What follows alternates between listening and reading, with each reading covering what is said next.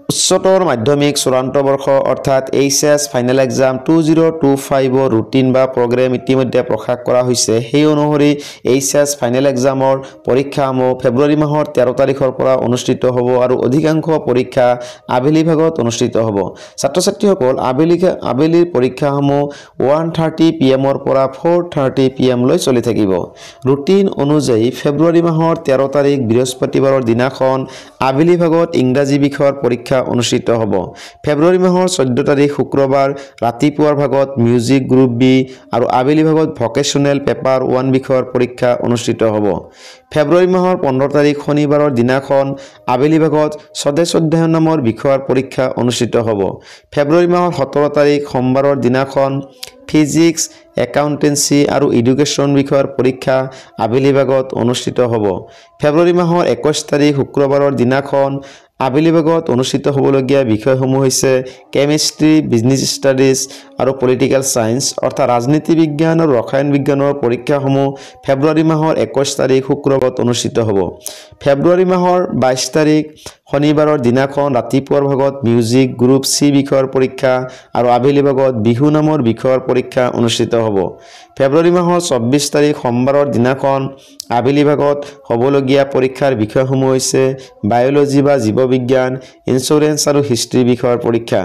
ফেব্ৰুৱাৰী মাহৰ 25 তাৰিখ মঙ্গলবাৰৰ দিনাখন ৰাতিপুৱাৰ ভাগত মিউজিক গ্ৰুপ এ বিষয়ৰ পৰীক্ষা আৰু আবেলি ভাগত কম্পিউটাৰ ছায়েন্স এণ্ড এপ্লিকেশ্যন নামৰ বিষয়ৰ পৰীক্ষা অনুষ্ঠিত হ'ব। ফেব্ৰুৱাৰী মাহৰ 27 তাৰিখ বৃহস্পতিবাৰৰ দিনাখন আবেলি ভাগত গণিত বিষয়ৰ পৰীক্ষা অনুষ্ঠিত হ'ব। ফেব্ৰুৱাৰী মাহৰ 28 তাৰিখ শুক্ৰবাৰৰ দিনাখন আবেলি ভাগত ভালেকেইটামান বিষয়ৰ পৰীক্ষা অনুষ্ঠিত হ'ব। ইয়াৰ প্ৰধান বিষয়কেইটা হৈছে retail trade, IT, agriculture, health care, private security আদি। মাৰ্চ মাহৰ 1 তাৰিখ শনিবাৰৰ দিনাখন ৰাতিপুৱাৰ ভাগত এণ্ট্ৰপ্ৰিনিয়ৰশ্বিপ ডেভেলপমেণ্ট আৰু আবেলি ভাগত এডভান্স সংস্কৃত নামৰ বিষয়ৰ পৰীক্ষা অনুষ্ঠিত হ'ব। মাৰ্চ মাহৰ 3 তাৰিখ সোমবাৰৰ দিনাখন আবেলি ভাগত তোমালোকৰ MIL অৰ্থাৎ অসমীয়া বিষয়ৰ পৰীক্ষা অনুষ্ঠিত হ'ব। লগতে অল্টাৰনেটিভ ইংলিছ বিষয়ৰ পৰীক্ষাও মাৰ্চ মাহৰ 3 তাৰিখ আবেলি ভাগত অনুষ্ঠিত হ'ব। মাৰ্চ মাহৰ 4 তাৰিখ টুৱেজডে ৰাতিপুৱাৰ ভাগত হোম ছায়েন্স আৰু আবেলি ভাগত ভকেশ্যনেল পেপাৰ 2 বিষয়ৰ পৰীক্ষা অনুষ্ঠিত হ'ব।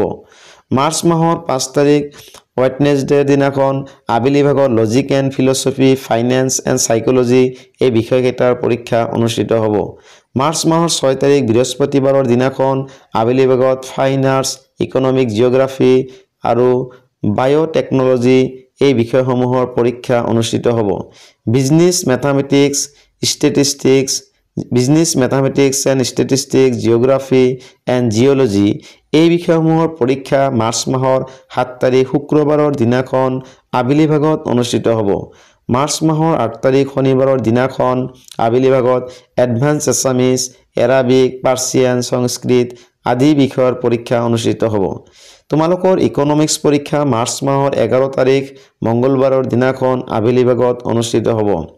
ষ্টেটিক্স বিষয়ৰ পৰীক্ষা মাৰ্চ মাহৰ 12 তাৰিখ ৱেডনেছডে দিনাখন আবেলি ভাগত অনুষ্ঠিত কৰা হ'ব। মাৰ্চ মাহৰ 13 তাৰিখত ৰাতিপুৱা টাই ভাষা আৰু আবেলি ভাগত মাল্টিমিডিয়া এণ্ড ৱেব টেকনলজি বিষয়ৰ পৰীক্ষা অনুষ্ঠিত হ'ব। মাৰ্চ মাহৰ 17 তাৰিখ সোমবাৰৰ দিনাখন ৰাতিপুৱাৰ ভাগত কোনো পৰীক্ষা অনুষ্ঠিত নহয়।